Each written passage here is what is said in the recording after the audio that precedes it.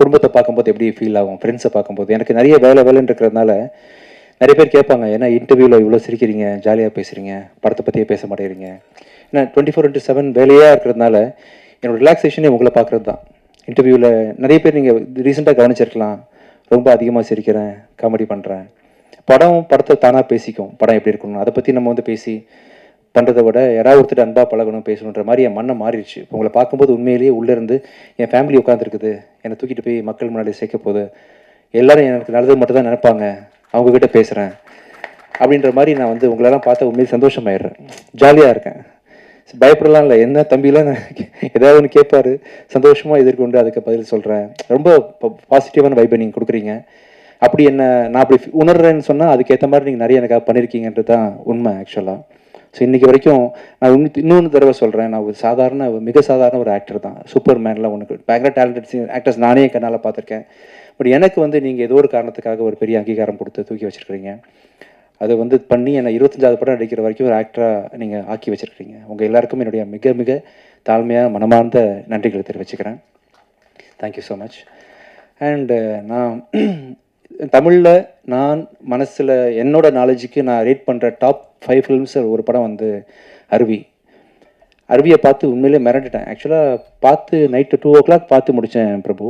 ஒரு 3-4 தடவை கண்ணீர் விட்டு அழுதுருப்பேன்.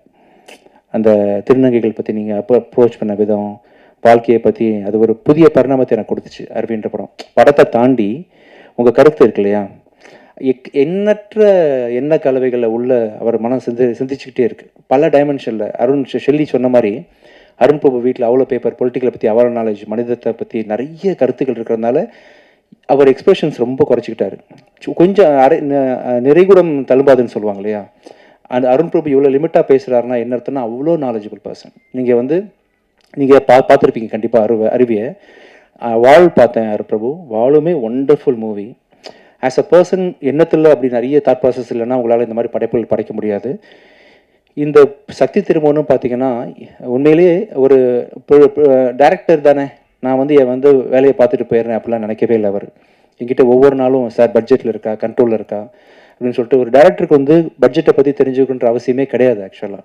ஆனால் அவர் கேட்டுகிட்டே இருப்பார். நான் சொல்லுவேன், பிரபு நான் பரவாயில்ல பிரபு, நான் பார்த்துக்கிறேன், செலவை பற்றி கவலைப்படாதீங்க, நீங்கள் பண்ணுங்கள், கவலைப்படாதீங்கன்னு சொன்னேன். ஏன்னா உங்கள் நேரத்தில் ஒரு 10 நிமிஷம் இதுக்காக செலவு பண்ணக்கூடாதுன்ற எண்ணத்தில் நான் சொல்லுவேன். பட் ஆனால் இல்லை, ப்ரொடியூசர் சேஃபாக இருக்கணும் அப்படின்னு சொல்லிட்டு பட்ஜெட்டை பற்றி ரொம்ப கவலைப்பட்டு இவ்வளோ பெரிய படத்தை, மிகப்பெரிய படத்தை நீங்கள் சொன்ன மாதிரி முடிச்சு கொடுத்தீங்க பிரபு. உண்மையிலே ஆச்சரியப்படுத்துகிற விஷயம் எனக்கு அதுதான்.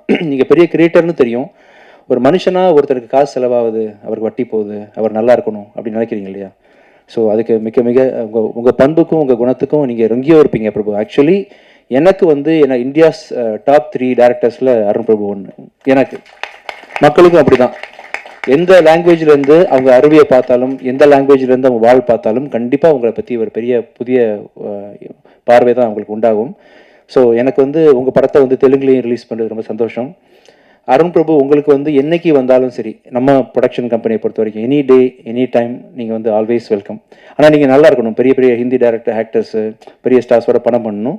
பட் எனி டைம் உங்களுக்கு நான் தேவைப்பட்டனாலும் நான் கண்டிப்பாக இருப்பேன் பிரபு. ஸோ ஒரு புருஷனை பற்றி ஒருத்தங்க பெருமையாக பேசுகிறாங்கன்னா கண்டிப்பாக அதுக்கு பின்னாடி மனைவி இருப்பாங்க. அதே மாதிரி மனைவியை பற்றி ஒருத்தங்க பெருமையாக பேசுகிறாங்கன்னா அதுக்கு புருஷன் இருக்கான்ற மாதிரி ஷெல்லி புருஷனா பொண்டாட்டியா என்ன சொல்லலாம், பொண்டாட்டி வச்சுக்கலாமா? ஷெல்லி தான் அருண் பிரபுவோட ஒய்ஃபு. அதனால் இவ்வளோ பெரிய அவுட்புட்டை நீங்கள் தொடர்ந்து அதாவது இப்போ ஓகே, ஆனால் அருவி படம் போதெல்லாம் உங்களுக்கு எவ்வளோ லிமிடேஷன் இருந்திருக்கு, பட்ஜெட் கன்ஸ்ட்ரெயின்ட் இருக்கும், அப்படிலாம் தெரியவே இல்லை. எவ்வளோ பிரம்மாண்டமான படைப்பு அது.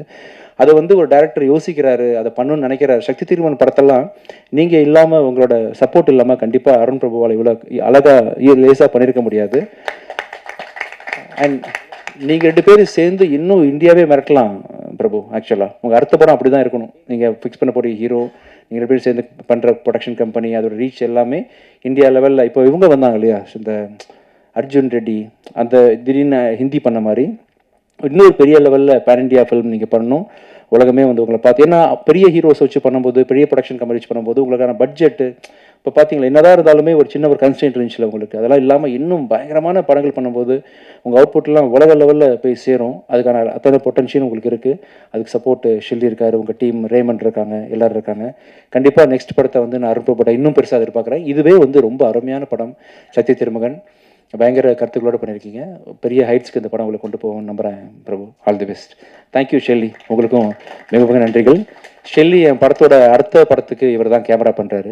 யமகாதிக்கு டேரக்டர் பெப்பின் ஜார்ஜோட படத்துக்கு ஷெல்லி தான் கேமரா பண்ணுறாப்புல. So thank you so much Shelley.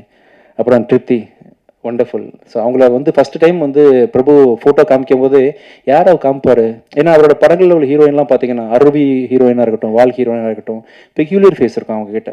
பக்கத்து வீட்டு பொண்ணு, யதார்த்தமான பொண்ணு அப்படின்ற மாதிரி ரொம்ப பார்த்து சூஸ் பண்ணியிருப்பார். இந்த படத்தில் நான் வந்து எவ்வளவோ அந்த மாடல் கோஆர்டினேட்டர் வச்சு ஒவ்வொரு ஃபோட்டோவாக காமிச்சிட்ருக்கிறேன்.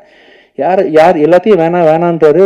சஸ்பென்ஸாக அவன் பண்ணிகிட்டே இருக்காரு. அந்த முகம் எந்த முகம்னு எனக்கே பயங்கர சஸ்பென்ஸ். கூட்டு வரேன்னு சொல்லிட்டு ஒரு நாளைக்கு வீட்டுக்கு கூப்பிட்டு வந்தார் அந்த பொண்ணை, திருப்தியை.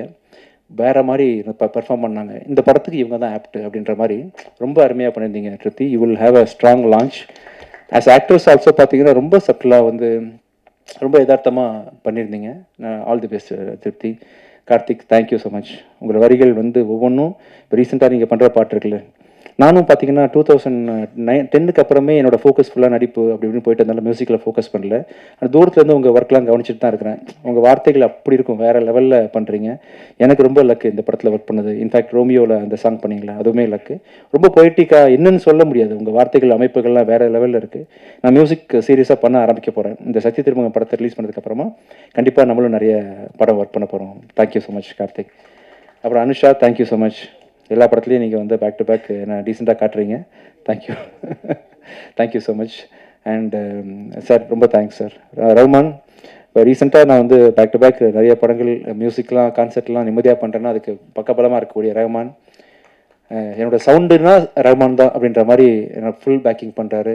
அப்புறம் என்னோடய டீம், என்னோடய ஆஃபீஸில் என்னோடய சாண்ட்ராஜ், நவீன், ஜனா, சந்துரு, என்னோட மியூசிக் பயங்கரமாக சப்போர்ட் பண்ணுற தினேஷ் சார், இவங்க பெரிய டீமாக இல்லாமல் வந்து என்னால் இவ்வளோ நிறைய படங்கள் தயாரிக்க முடியாது. அவங்க தான் என்னோடய பக்கபலம், தூண்கள் எல்லாமே அவங்க தான். மிக்க நன்றி. And thank you so much Ajay for coming this. And உன்னோட ஃபஸ்ட்டு படம் வந்து இன்றைக்கி 25வது நாளில். All the best. And Morgan படம் வந்து இன்றைக்கி நைட்டு ஓடிடி அமேசானில் வந்து டெலிகாஸ்ட் ஆக போகுது. பார்க்காதவங்க அவசியம் பாருங்கள். ரொம்ப உங்கள் மதியிலேருந்து பெரிய வரவேற்பு கிடைச்சது. ரொம்ப நன்றி. நான் எதாவது மிஸ் பண்ணியிருக்கேன் அப்புறம் இது வரைக்கும் almost. Thank you Kalyani, thank you Rekha. Rekha இங்கே இருக்கீங்க? Okay, thank you Imtiaz, thank you so much. ரொம்ப நன்றி, ரொம்ப நன்றி. எல்லாம் முடிச்ச பிறகு கேள்விக்கு எதாவது பேசலாம், இல்லை இங்கேருந்தே கூட கேள்வி பதில் சொல்லலாம், உங்கள் இஷ்டம் தான். உட்காந்த பிறகு thank you so much. Thank you. Dhananjayan sir வந்து ஆசீர்வதித்து இந்த ப்ராஜெக்ட் ஆரம்பித்தாங்க. Thank you so much sir. ஒவ்வொரு ஃபங்க்ஷனுக்கும் ஒரு பக்கபலமாக இன்னும் எனக்கு நிறைய